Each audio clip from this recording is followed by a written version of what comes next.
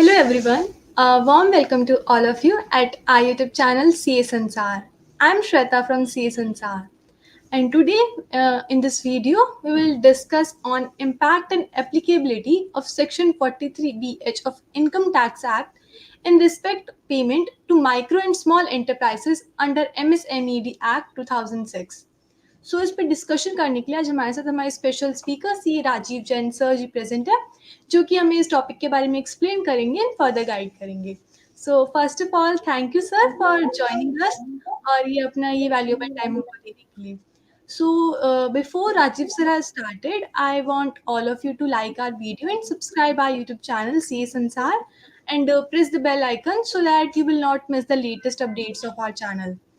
So now back to the video. First of all, I want to give you the brief intro of our speaker, C. Rajiv sir. So he completed BCom Honors LLB and practicing CA and qualified chartered accountant in 1991. He has his firm in New Delhi, SSAR and Associates. He is awarded as Best Speaker of NIRC by Institute of Chartered Accountant of India. He is excellence in field of legal and academics and received Times Business Award North 2023. He delivered hundreds of informative lectures on finance bill, income tax, including YouTube as well as on television. C. Rajiv Jain sir also published articles in magazines and newspapers. Also a member of ITAT Bar Association, New Delhi. So it is the brief intro of Rajiv sir. अब मैं Rajiv sir से request करूंगी कि वो आगे हमको इस topic के बारे में गाइड करें, डिस्कस करें. Thank you, Shweta, for a wonderful introduction.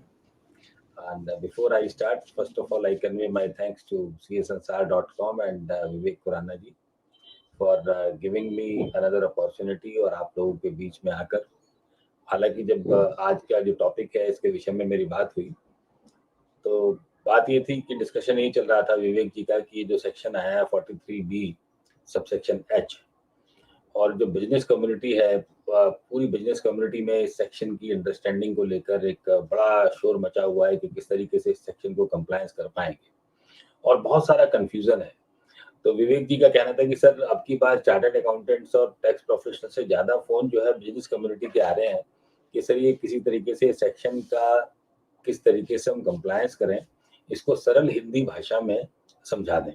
तो विवेक जी ने मुझे स्पेशली रिक्वेस्ट किया था कि आज की इस डेलिब्रेशन को हम हिंदी और सरल भाषा में रखें ताकि जो आम आदमी है और जो बिजनेस कम्युनिटी है, इसका मतलब ये नहीं है कि टैक्स प्रोफेशनल्स के लिए उपयोगी नहीं होगा, टैक्स प्रोफेशनल्स के लिए भी उतना ही उपयोगी होगा, लेकिन I will try to be very simple और बड़े सरल भाषा में इस पूरे इम्प्लीकेशन को समझाने की कोशिश करूँगा.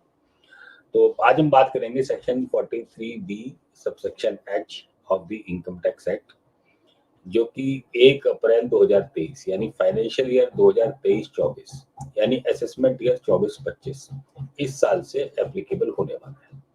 और ये सेक्शन जब से आया है तो इस सेक्शन का इतना वाइड इम्प्लीकेशन है. इससे पहले भी section 43B income tax act में है, लेकिन जो उसका इम्पैक्ट था, उसका जो फाइनेंशियल इम्पैक्ट था वो मैनेजेबल था, बियरेबल था.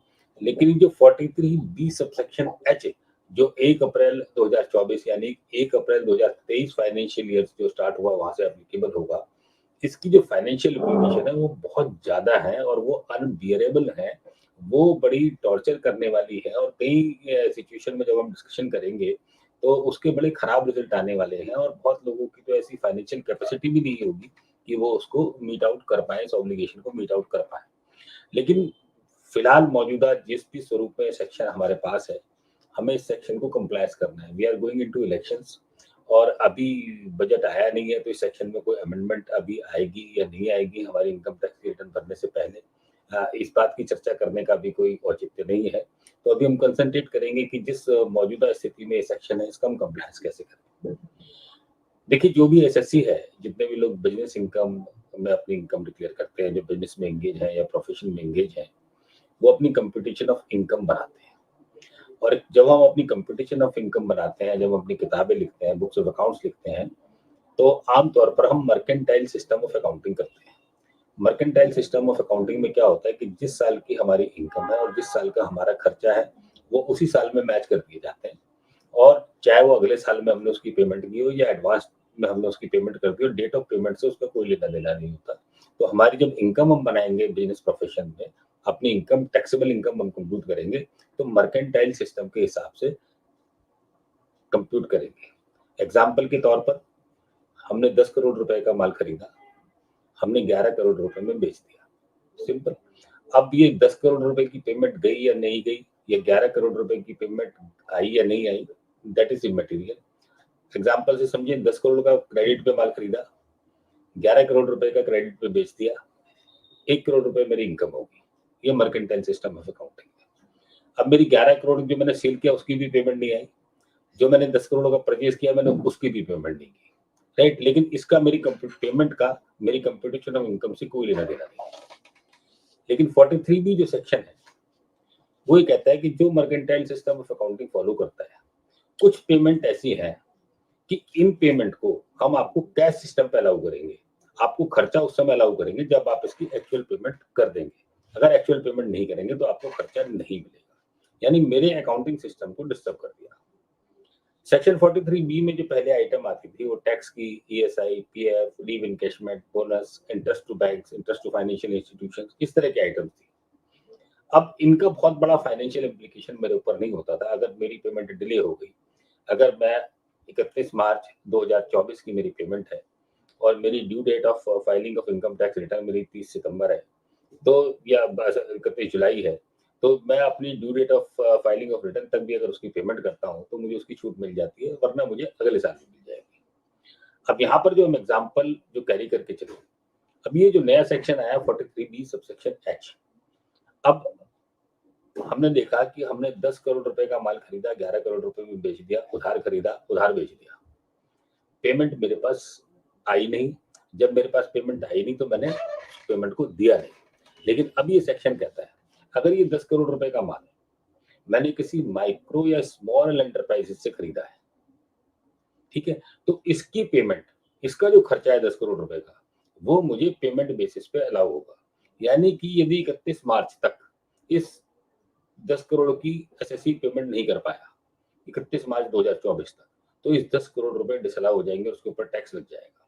इसमें एक एक्सेप्शन दिया, एक अपवाद दिया कि यदि जो 31 मार्च 2024 को पेमेंट है, जिस दिन ये परचेज मेरे पास आई, जिस दिन मैंने गुड्स रिसीव की, अगर मैंने बायर सेलर के साथ, सप्लायर के साथ एग्रीमेंट किया है, यदि मैं 45 दिन के भीतर उसकी पेमेंट कर दी और एग्रीमेंट नहीं है तो मैंने अगर 15 दिन के भीतर उसकी पेमेंट कर दी, तब मुझे छूट मिल जाएगी मर्केंटाइल बेसिस पे, अदरवाइज ये कैश सिस्टम पे पेमेंट मिलेगी। इसी एग्जांपल पे समझें, यदि 10 करोड़ रुपए की मैंने परचेस की और ये 10 करोड़ रुपए की जो परचेस है 31 मार्च 2024 को आउटस्टैंडिंग है, और 31 मार्च 2024 के बाद गुड्स रिसीव करने के 15 दिन या 45 दिन के भीतर यदि मैंने उसकी पेमेंट कर दी, तब तो मुझे उसका खर्चा मिल जाएगा। अदरवाइज ये मेरा उस साल की, पिछले साल की इनकम में टैक्स हो जाएगा, और जब मैं नेक्स्ट ईयर में उसकी पेमेंट करूंगा तो नेक्स्ट ईयर में मुझे उसका खर्चा अलाउ हो जाएगा। बाहर से देखने में तो लगता है ये टैक्स न्यूट्रल एक्सरसाइज है कि एक साल में खर्चा नहीं मिला, आपको अगले साल में मिल जाएगा। जिस साल आप टैक्स देंगे, जिस साल आप पेमेंट करेंगे, उस साल आपको खर्चा मिल जाएगा। लेकिन इसका फाइनेंशियल इम्प्लीकेशन बहुत ज्यादा है। पहले साल में तो मुझे टैक्स लग गया। अब इसी एग्जांपल को कंटिन्यू करते हैं। मेरे पास तो फाइनेंशियल रिसोर्स नहीं है। सपोज कीजिए मेरी 10 लाख रुपए की कैपिटल है, 10 करोड़ की परचेस की और 11 करोड़ की सेल कर दी। 11 करोड़ की सेल रियलाइजेशन मेरे पास आई नहीं है, 10 करोड़ की पेमेंट मैं कर नहीं पाऊंगा। अब मुझे 10 करोड़ रुपए मेरी टैक्सेबल इनकम बन जाएगी और मेरे पास ये टैक्स देने के लिए भी पैसे नहीं होंगे। ये इस तरीके के इस अमेंडमेंट का एक फाइनेंशियल इम्पैक्ट होने वाला है, ठीक है। अब बहुत, मैं आज इस डिस्कशन में नहीं पढ़ूंगा कि ये सेक्शन की कॉन्स्टिट्यूशनल वैलिडिटी क्या है, क्योंकि आज ये क्वेश्चन नहीं है। एंड हालांकि देयर आर मेनी पॉइंट्स कि इस तरीके की सिचुएशन जो मैं आपसे डिस्कशन कर रहा हूँ, this is going to be very draconian, और कहीं ना कहीं हमारे बुनियादी अधिकारों का, आर्टिकल 19 का इसमें वायलेशन होगा। लेकिन आज कॉन्स्टिट्यूशनल वैलिडिटी की हम बात नहीं करेंगे। हम समझेंगे कि मौजूदा स्वरूप में इसकी हमारे ऊपर क्या इम्पैक्ट है और हमें इसको किस तरीके से कंप्लायंस करना है, और अपने इनकम पे हमारा इस सेक्शन का क्या इम्पैक्ट आने वाला है, इसको हम समझेंगे, राइट।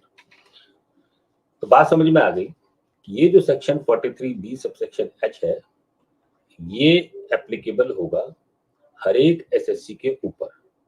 जो भी बिजनेस इनकम में या प्रोफेशनल इनकम जिस एसएससी की होगी उसके ऊपर ये सेक्शन अप्लाई होगा। क्वेश्चन ये है कि जो बायर एसएससी है या मैं जो एसएससी हूँ, क्या ये कोई micro and small enterprise MSMED act के अंदर जाकर रजिस्ट्रेशन कराया या उद्यम में रजिस्ट्रेशन कराया? तो आंसर इज नो। मेरे एप्लीकेबिलिटी के लिए मेरे ऊपर हर केस में ये सेक्शन एप्लीकेबल होगा, चाहे मैं एमएसएमईडी में रजिस्टर्ड हूँ या ना हो। ठीक है, तो अगर मेरी इनकम है बिजनेस प्रोफेशन के अंदर तो मेरे ऊपर ये सेक्शन एप्लीकेबल हो जाएगा। राइट, यही चलते चलते अब हम बात करें,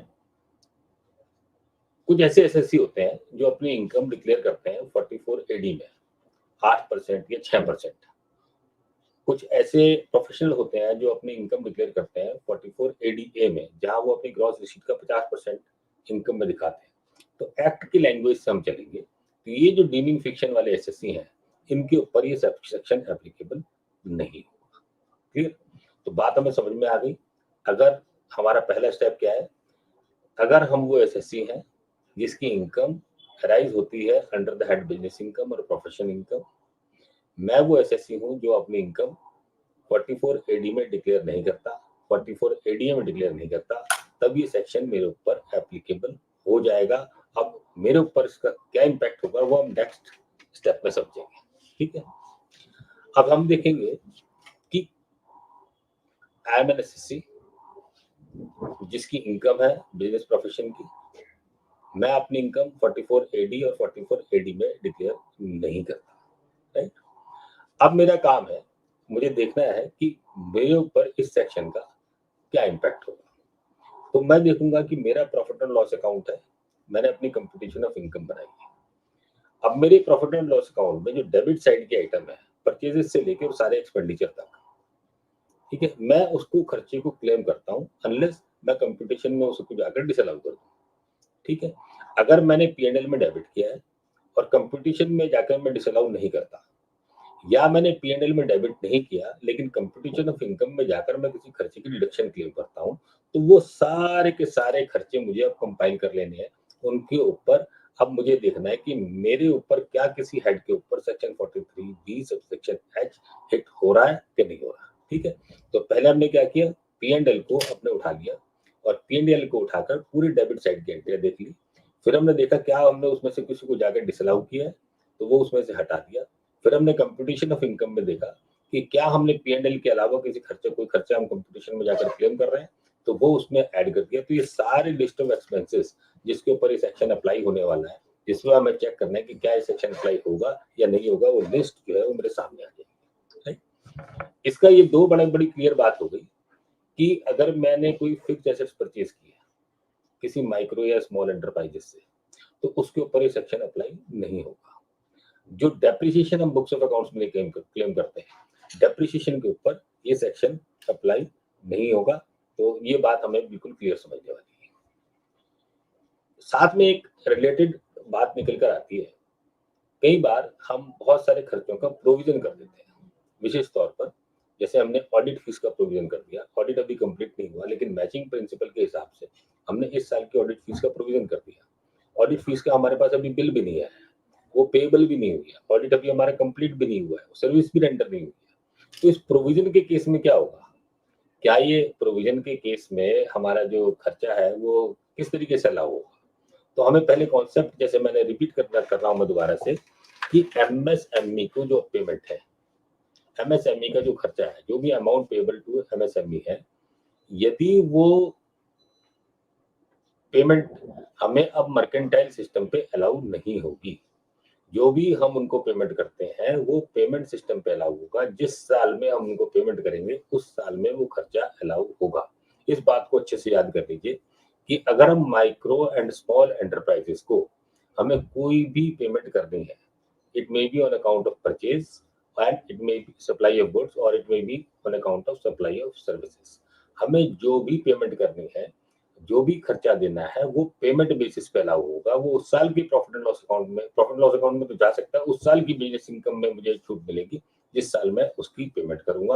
और केवल एक अपवाद है यानी कि अगर 31 मार्च को कोई पेमेंट आउटस्टैंडिंग है और मुझे ये चेक करना है कि क्या वो नेक्स्ट ईयर में मैंने गुड्स एक्सेप्टेंस के 15 दिन या जहां एग्रीमेंट है 45 दिन के भीतर यदि पेमेंट कर दिया तो वो मुझे पिछले साल में मिल जाएगी, अदरवाइज वो मुझे नेक्स्ट ईयर में उसका खर्चा अलाउ होगा। क्लियर, ये बात हमें समझ में आती है।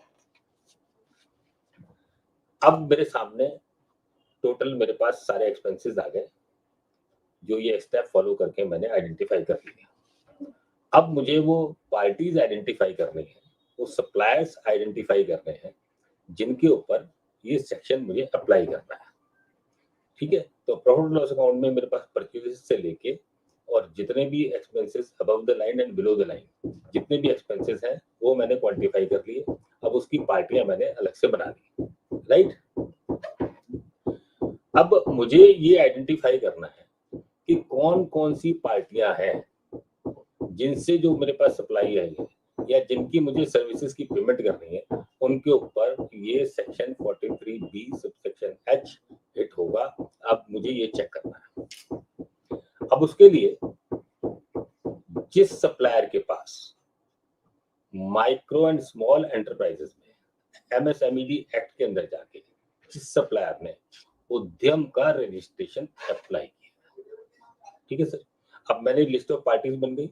लिस्ट ऑफ पार्टीज में से अब मैं छांटूंगा कि किन लोगों के पास उद्यम का रजिस्ट्रेशन है और किन लोगों के पास उद्यम का रजिस्ट्रेशन नहीं है। जिन लोगों के पास उद्यम का रजिस्ट्रेशन नहीं है उन लोगों के ऊपर ये सेक्शन अप्लाई नहीं होगा। क्लियर। अब मेरा नेक्स्ट स्टेप बचा कि जिन लोगों के पास उद्यम का रजिस्ट्रेशन है, अब हाउ टू फाइंड आउट कि मेरी पार्टीज के पास उद्यम का रजिस्ट्रेशन है कि नहीं है। अब ये किसकी जिम्मेदारी है कि वो मुझे बताएं कि उद्यम का रजिस्ट्रेशन है कि नहीं है।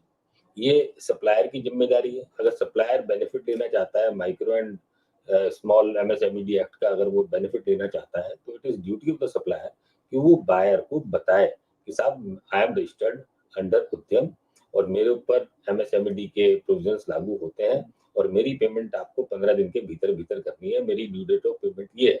It is duty of the supplier to intimate the buyer. और इसका दूसरा सिंपल तरीका एक नोटिफिकेशन MSMED एक्ट के अंदर आया था और उसमें लिखा कि हर सप्लायर को अपने बिलों के अंदर अपने लेटर हेड के अंदर अपना उद्यम नंबर छपवाना चाहिए ताकि जो बायर है उसको बिफोर हैंडेडली ये बात पता चल जाए कि मैं किस डीलर के साथ डील कर रहा हूँ, किस सप्लायर के साथ डील कर रहा हूँ और इसकी मेरी ड्यू डेट ऑफ पेमेंट की ऑब्लिगेशन क्या है, राइट। तो ये ड्यूटी है सप्लायर की कि वो अपने बिलों पर लिखकर या अदरवाइज कॉरेस्पॉन्डेंस करके अपने बायर को इंटीमेट करे कि देखिए साहब मैं उद्यम के अंदर रजिस्टर्ड हूँ, मैं MSMED के अंदर रजिस्टर्ड हूँ और मेरी पेमेंट आपको within the due date within 15 days और विद इन 45 डेज जो भी मेरे आपके बीच का एग्रीमेंट है उसके अंदर अंदर आपको मुझे मेरी पेमेंट करनी है।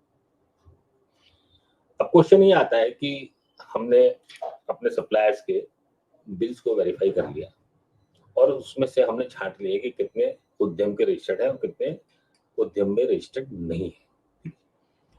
अब क्वेश्चन ये है कि जो लोग उद्यम में रजिस्टर्ड है उनको हम अलग ब्रैकेट बना देंगे, उनका एक अलग हम ड्रॉर उनकी बना देंगे, उनको एक अलग विंडो में हम उसको कंपाइल कर लेंगे। अब जो बचे जिन लोगों का उद्यम का रजिस्ट्रेशन नहीं है, ऐसा whether there is a possibility कि उनका उद्यम का रजिस्ट्रेशन हो और वो हमें बताना भूल गए या इंटीमेट ना कर पाए, तो क्या हम सर्च कर सकते हैं कि हमें पता लग जाए कि उनके पैन नंबर बेस पर जाकर हम सर्च कर लें कि क्या उनका उद्यम का रजिस्ट्रेशन है या नहीं है। द आंसर इज नो, हम सर्च नहीं कर पाएंगे। अभी भारत सरकार के पोर्टल के ऊपर ऐसा कोई मैकेनिज्म नहीं है कि आदमी के पैन नंबर के बेस पे या उसके नाम के बेस पे हम उसके उद्यम रजिस्ट्रेशन को फाइंड आउट कर सकें या सर्च कर सकें। The only manner of communication is कि सप्लायर बायर को अपना उद्यम का रजिस्ट्रेशन कम्युनिकेट करे। इसके अलावा और कोई मैकेनिज्म किसी भी प्रकार का हमारे पास नहीं है। तो ऐसी सिचुएशन में SSC को एज एन अमेंडेंट प्रिकॉशन बाकी जितने सप्लायर बचे जिनके बिलों के ऊपर उद्यम का रजिस्ट्रेशन नंबर नहीं लिखा, ठीक है, उनके साथ एक ईमेल एक्सचेंज करें, कॉरेस्पॉन्डेंस करें कि यदि आप उनको इंटीमेट करें कि अगर आपका पास उद्यम का रजिस्ट्रेशन है तो आप अपना उद्यम का रजिस्ट्रेशन हमें इंटीमेट करें, राइट। अब ये स्टेप पूरा करने के बाद अब हमारे पास वो लिस्ट तैयार हो गई, वो सप्लायर्स तैयार हो गए जिन लोगों के पास उद्यम का रजिस्ट्रेशन है, ठीक है। अब ये हमारी ड्यूटी है कि हम पीरियोडिक लेवल पर जाकर उस उद्यम के रजिस्ट्रेशन को सर्च करके और उस सप्लायर के उद्यम के रजिस्ट्रेशन को डाउनलोड करें वेबसाइट से जाकर। उद्यम की साइट पर जाएं, एमएसएमई की साइट पर जाएं और वहां से जाकर हर 3 महीने बाद, हर 2 महीने बाद हम उद्यम के रजिस्ट्रेशन को अपग्रेड करें और उस रजिस्ट्रेशन सर्टिफिकेट के अंदर क्लियरली लिखा होता है कि ये एंटिटी का नाम है, ये इनका एड्रेस है, कौन सी तारीख से इन्होंने रजिस्ट्रेशन लिया है, whether they are micro enterprises और दे आर स्मॉल एंटरप्राइजेस। बहुत से लोगों का कहना है कि हम जो है ना सप्लायर से एक डिक्लेरेशन लें कि भाई आप खुद बताओ कि आप कहाँ पर रजिस्टर्ड हो, अपनी टर्नओवर बताओ और फिर हम कोई मैकेनिज्म खुद इंस्टॉल करें, फिर हम जज करें कि वो माइक्रो है कि स्मॉल है कि मीडियम है। मेरे ख्याल say that is not required. जब एक भारत सरकार ने मैकेनिज्म दिया है उद्यम के रजिस्ट्रेशन का, तो बाकी चीजों में हमें पढ़ने की कोई आवश्यकता नहीं है। हम सिर्फ उद्यम के रजिस्ट्रेशन को वो पीरियडिकली अपडेट होते रहते हैं। कोई कैंसिल भी करा देता है, ठीक है, कोई अपनी अपग्रेड भी कर लेता है, कोई डाउनग्रेड भी कर लेता है। तो हम पीरियडिकल लेवल पे उस उद्यम के रजिस्ट्रेशन को डाउनलोड कर लें और जब हम डाउनलोड कर लेंगे तो अब हमारे पास दो तरह के रजिस्ट्रेशन आएंगे। एक वो रजिस्ट्रेशन होगा जहां supplier is registered as a trader और दूसरा रजिस्ट्रेशन वो है जहां supplier is registered as a manufacturer. ठीक है सर। तो ये जो सेक्शन 43H है ये ट्रेडर के ऊपर अप्लाई नहीं होगा। यानी जो अब हमारे पास एग्जिस्टिंग लिस्ट निकल कर आ गई, जो जिनके पास उद्यम का रजिस्ट्रेशन है, हमने रजिस्ट्रेशन सर्टिफिकेट डाउनलोड कर लिए। अब फिर उसमें से हमें फर्दर दो कैटेगरी डिवाइड कर देनी है, एक मैन्युफैक्चरर की और एक ट्रेडर की। तो ट्रेडर के ऊपर कोई डिसअलाउंस 43B(H) की नहीं होगी। सिर्फ जो सप्लाईज ऑफ गुड्स और सप्लाई ऑफ सर्विसेज हम लोगों ने ली है उस सप्लायर से हु इज रजिस्टर्ड अंडर उद्यम एज ए मैन्युफैक्चरर, उसके ऊपर 43B सबसेक्शन H अप्लाई होगा। क्लियर? तो ये बात हमें समझ में आ गई। अब हमारी पूरी की पूरी बास्केट निकल आई, हमारे कस्टमर्स निकल आए, हमारे सप्लायर्स निकल आए, नॉट कस्टमर्स। हमारे सप्लायर्स की लिस्ट हमारे पास आइडेंटिफाई होगी कि these suppliers are registered under Udyam, ये लोग मैन्युफैक्चरर हैं। अब मुझे इनके ऊपर अपनी डिस्काउंट चेक कर दें। ठीक है। तो यदि इनसे हमने 1 अप्रैल 2023 के बाद इनसे हमने कुछ भी सप्लाईज ली है, परचेजेस ली है, एक्सपेंसेस किए हैं या सर्विसेज ली है, राइट, तो वो सब पेमेंट्स के ऊपर ये सेक्शन एप्लीकेबल हो जाएगा। तो यदि जितना अमाउंट हमने 31 मार्च तक पे कर दिया वो सारा का सारा मुझे खर्चा मिलेगा, उसमें कोई डाउट नहीं है। ठीक है। 1 अप्रैल 2023 से हमने परचेजेस शुरू की, सप्लाई देनी शुरू की, जितना भी हमने 31 मार्च 2024 तक उनको पेमेंट कर दिया उसकी अलाउबिलिटी में कोई प्रॉब्लम नहीं है, कोई नो सेकंड क्वेश्चन। अब क्वेश्चन है जो आउटस्टैंडिंग रह गया। अब जो आउटस्टैंडिंग अमाउंट रह गया उस आउटस्टैंडिंग अमाउंट में हमें चेक करना है कि जिस दिन मैंने गुड्स रिसीव कर ली, अगर हमारा सप्लायर के साथ एग्रीमेंट है और उस एग्रीमेंट में हमने लिख दिया कि हमारी ड्यू डेट 45 दिन होगी, तो जिस दिन हमें सप्लाई रिसीव हुई, जिस दिन हमें सर्विस रिसीव हुई, उस दिन से 45 दिन काउंट होंगे। तो 45 दिन के भीतर भीतर यदि नेक्स्ट ईयर में 31 मार्च 2024 के बाद आपने उसकी पेमेंट कर दी, फ्रॉम द 45 डेज, 31 मार्च से काउंट नहीं होंगे, 45 डेज काउंट होंगे from the receipt of, from the date of acceptance of goods और सर्विसेज। ठीक है। 45 दिन के अंदर पेमेंट करनी है और यदि कोई एग्रीमेंट नहीं है तब आपको 15 दिन के अंदर पेमेंट करनी है। सपोज कीजिए किसी से हमने गुड्स एक्सेप्ट कर ली, लेकिन गुड्स एक्सेप्ट करने के बाद उसमें डिस्प्यूट हो गया। अगर कोई ऐसा डिस्प्यूट है तो ये 15 दिन का और ये 45 दिन का जो ड्यू डेट है ये आपकी बढ़ जाएगी, but that dispute should be raised within 15 days of except receipt of goods और सर्विसेज। ठीक है। और ये राइटिंग में होना चाहिए। अगर डिस्प्यूट होगा तो ये चीजें एक्सटेंड होंगी, अदरवाइज ये ड्यू डेट एक्सटेंड नहीं होगी। क्लियर? तो अब हमारे को हमने ये पूरी एक्सरसाइज कर ली और एक्सरसाइज करने के बाद 31 मार्च को जो हमारे पास ड्यू रह गए, amount which is due to MSMED, ठीक है, वो सारे के सारे के ऊपर ये सेक्शन 43BH लगने वाला है, जिसकी पेमेंट हम डेट ऑफ एक्सेप्टेंस के 15 दिन या 45 दिन के भीतर नहीं कर पाएंगे। वो डिसअलाउ हो जाएगी under section 43B subsection H और उसके कॉन्सिक्वेंटली उसी प्रकार से टैक्स के इम्प्लीकेशन होंगे और टैक्स लगने वाला है। तो यहाँ पर थोड़े थोड़े से छोटे छोटे से 2-3 इश्यूज जरूर हैं वो मैं साथ में शेयर करता चलूँ, डिस्कशन करता चलूँ कि सबसे बड़ा जो उसका ड्रैकोनियन जो इम्पैक्ट आने वाला है वो परचेजेस के केस में आने वाला है, क्योंकि परचेजेस के केस में जो इम्पैक्ट है वो इतना ह्यूज होगा कि वो किसी भी एसएससी की फाइनेंशियल स्ट्रेंथ को डिस्टर्ब कर देगा, फाइनेंशियल कैपेबिलिटी को डिस्टर्ब कर देगा।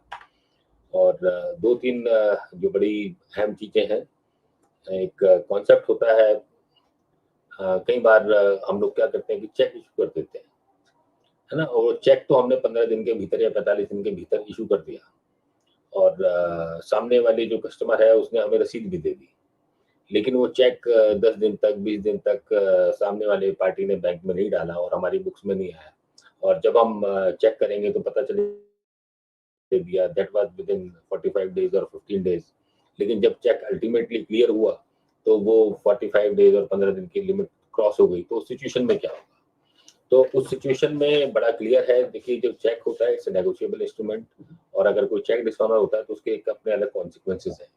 लेकिन ये विंडो ड्रेसिंग नहीं होनी चाहिए, मतलब ऐसा नहीं दिखना चाहिए, जो आपके हार्ड फैक्ट है वही नज़र आने चाहिए कि आपने चेक दिया और विदिन द नेक्स्ट 2 और 3 डेज़ जो बैंक का रूटीन का टाइम होता है उसमें वो क्लियर हो गया, तो एक ऑडिटर को रिस्पॉन्सिबिलिटी हो जाएगी कि वो नेक्स्ट ईयर में चेक करे कि कहीं अनरीज़नेबली कोई डिले तो नहीं है चेक क्लियर होने में, जिस दिन आपने हैंडओवर चेक किया सप्लायर को और उसके बाद डेट ऑफ एक्चुअल क्लियरिंग में कितना गैप है और how it is that gap is explained. अगर वो गैप इसलिए है कि सप्लायर ने चेक डाला नहीं बैंक में या डालना भूल गया और वो चेक फ्यूचर में डिसऑनर भी नहीं हुआ, तब तो आपका केस बनेगा, अदरवाइज आपका केस नहीं बनेगा, तो इसको अच्छे से ध्यान रखने वाली बात है। एक और कॉन्सेप्ट है, कॉन्सेप्ट ऑफ कंस्ट्रक्टिव पेमेंट, कि कोई हमारा सप्लायर है, उसने उससे हमने माल खरीदा, वो माइक्रो एंड स्मॉल एंटरप्राइजेस है, राइट? लेकिन हमने सब्सिक्वेंटली उसको माल सेल भी कर दिया, ठीक है? तो अब मुझे पेमेंट देने की जरूरत नहीं है, ठीक है? या सब्सिक्वेंटली मैंने उसकी गुड्स रिटर्न कर दी, तो उस सिचुएशन में भी मुझे पेमेंट देने की उसको वापस जरूरत नहीं है, राइट? तो this is a concept of constructive payment. तो ऐसे सिचुएशन में 43 बी पैच के अंदर किसी प्रकार की कोई डिसअलाउंस नहीं होगी, राइट? इसी से मिलता जुलता एक और इशू है जो रिटेंशन मनी का है। रिटेंशन मनी के साथ हम कॉन्ट्रैक्ट के केस में देखते हैं कि जब वर्क्स कॉन्ट्रैक्ट के केस में पर्टिकुलर परसेंटेज जो है वो रिटेंशन मनी का जो बायर है वो रोक लेता है ना? Which is due after some time. तो हालांकि इसमें बहुत सारा लिटिगेशन मुझे आने की उम्मीद है, तो इसके लिए आप अपने एक्सपर्ट ओपिनियन लेके जो भी आप इस वीडियो को सुन रहे हैं, तो एक्सपर्ट ओपिनियन लेके आप अपना ओपिनियन फ्रेम करिएगा, क्योंकि जो एक व्यू पॉइंट तो ये है कि जो वर्क्स कॉन्ट्रैक्ट है it is neither A supply और न सप्लाई ऑफ गुड्स और nor a supply of services, ये एक मिक्स्ड कॉन्ट्रैक्ट है, तो ये एमएसएमईडी में कवर नहीं होगा। और दूसरा व्यू ये है कि भाई अगर रिटेंशन मनी करना है तो इट इज़ बेटर कि आप एक सिक्योरिटी डिपॉजिट की फॉर्म में या थ्रू फंड्स उस रिटेंशन मनी को ले लें। अदरवाइज रिटेंशन मनी के फेवर में एक और आर्ग्यूमेंट ये है that retention money is also one kind of constructive payment, ठीक है? तो ये बहुत सारा एक इसमें लिटिगेशन आने की संभावना हो सकती है, तो इसको थोड़ा सा समझना पड़ेगा, सोच समझ कर आप डिसीजन लें। और एक दूसरी एक समस्या लोगों की क्वेश्चन ये थे कि एक पार्टी है उसका 31 मार्च 2023 से पहले का बैलेंस भी खड़ा हुआ है और 31 मार्च 2023 के बाद फर्दर परचेजेस भी हैं और फर्दर परचेजेस की हमने पेमेंट कर दी लेकिन पुराने वाला आउटस्टैंडिंग है, ठीक है? तो जहाँ तक अप्रोप्रिएशन ऑफ अकाउंट्स की बात है, तो जनरली हम लोग फीफो मेथड फॉलो करते हैं, फर्स्ट इन फर्स्ट आउट। लेकिन फीफो का अब बात क्या होता है कि अगर जो बायर है, अगर जब वो पेमेंट की एडवाइस देता है, जिस समय वो पेमेंट करता है और साथ में पेमेंट की एडवाइस इश्यू करता है और उसमें वो लिखता है कि ये पेमेंट मैं किस बिल के अगेंस्ट कर रहा हूँ, ठीक है? तो जो पेमेंट एडवाइस है issued by the buyer, issued by the payer, वो डिटरमिन करेगी कि इस केसेस में पेमेंट का अप्रोप्रिएशन किस प्रकार होगा, ठीक है? तो इसमें और ज़्यादा कोई अप्रोप्रिएशन को लेके कोई पॉइंट तो इसमें नहीं है, लेकिन इस बात को ये भी ध्यान रखना है कि यदि हम पुराना आउटस्टैंडिंग रखते हैं और नए वाले की पेमेंट दिखाते हैं, तो हमारे को सेक्शन 23 में इंटरेस्ट लगता है कंपाउंडिंग 20.25% और वो इंटरेस्ट का अमाउंट भी ह्यूज हो जाएगा और वो भी आपको डिसअलाउ हो जाएगा। तो इस तरह की कोई भी टैक्स प्लानिंग करते समय में इस बात का ध्यान रखें और कुछ और लोगों के क्वेश्चन आ रहे थे स्टॉक इन ट्रांजिट को लेकर, क्योंकि स्टॉक इन ट्रांजिट है, हमने जीएसटी का बिल आ गया है हमारे पास, गुड्स अभी रास्ते में है, गुड्स अभी हमारे पास पहुंची नहीं है ना, और हमने परचेजेज में इसको इस साल बुक कर लिया है, तो क्या ये खर्चा मुझे अलाउ होगा कि नहीं होगा? तो ये आंसर बड़ा सिंपल है कि जब गुड्स इन ट्रांजिट होती है ना, तो वो गुड्स इन ट्रांजिट आपके स्टॉक में रहती है। अगर आप उसको परचेजेज में बुक कर लेते हैं तब भी वो आपका स्टॉक के अंदर आ जाता है, राइट? तो we are not claiming any deduction on account of purchases. वो रेवेन्यू न्यूट्रल है, उसका मेरी कंपटीशन में पर कोई इम्पैक्ट नहीं होता है, राइट? तो जब वो स्टॉक इन ट्रांजिट मेरे यहाँ पहुंच जाएगा, उसके बाद से सेक्शन ट्रिगर होगा, क्योंकि सेक्शन ट्रिगर होता है गुड्स रिसीव के बाद। यानी गुड्स इन ट्रांजिट अगर ये 31 मार्च 2024 को हमारे पास गुड्स इन ट्रांजिट है, तो वो नेक्स्ट फाइनेंशियल ईयर की आइटम बन जाएगी, इस साल की फाइनेंशियल ईयर की आइटम नहीं बनेगी। ठीक है, तो ये सारे के सारे जितने भी जो फाइनल पॉइंट्स थे, जो कंफ्यूजन प्रिवेल कर रहे हैं, डिफरेंट डिफरेंट तरह के लोगों की इंटरप्रिटेशंस हैं, तो बड़े एक सिंपल तरीके से मैंने इन बातों को समझाने का प्रयास किया। कंट्रोवर्शियल इश्यूज में अभी मैं नहीं जा रहा हूँ, और मैं समझता हूँ कि आज की इस वीडियो से सभी अकाउंटेंट्स को, बिजनेसमैन को, चार्टर्ड अकाउंटेंट्स को एक क्लैरिटी मिलेगी कि किस तरीके से इस सेक्शन को हम इम्प्लीमेंट करें, किस तरीके से इस सेक्शन का इम्पैक्ट निकालें। और इसके अलावा यदि आपका कोई भी क्वेश्चन होता है तो I will be very happy to reply. आप मुझे इस वीडियो के क्वेश्चन आंसर्स में बाद में लिख सकते हैं। और उसके अलावा मेरी एडवाइस होगी कि जब भी आपके ऊपर कोई इस तरह की टैक्स इम्प्लीकेशन आए, तो आप अपने टैक्स प्रोफेशनल से डिस्कस करें, समझें, और ज़्यादा कॉम्प्लिकेशन हो तो एमएसएमई को लेकर और पर्टिकुलरली 43BH को लेकर आप एक अपना स्पेशल ऑडिट या स्पेशल ऑब्जर्वेशन किसी भी प्रोफेशनल चार्टर्ड अकाउंटेंट से या किसी और प्रोफेशनल से जरूर कंडक्ट करा लें, क्योंकि इस का जो फाइनेंशियल इम्पैक्ट होने वाला है that is going to be very huge. So with this I think जो फाइनल इश्यूज थे, एक छोटी सी स्मॉल सी क्रिस्प वीडियो में मैंने आज कंप्लीट किए हैं, और उसके बाद में अगर कुछ होगा तो फिर किसी नेक्स्ट वीडियो में पूरा करेंगे Shweta ji. And I conclude here, और thank you very much once again to CSNSR.com, आपको और विवेक खुराना जी को नमस्कार। या thank you too so much sir, हमको इतने अच्छे से ये इसके बारे में गाइड करने के लिए, और आफ्टर ऑल और इतने अच्छे से एग्जांपल्स के साथ समझाने के लिए। तो फिर भी अगर किसी को डाउट्स है या कुछ भी अगर क्वेश्चंस होते हैं तो वो कमेंट सेक्शन में ड्रॉप कर सकते हैं अपने question, so will try to answer everyone. Okay, thank you so much sir.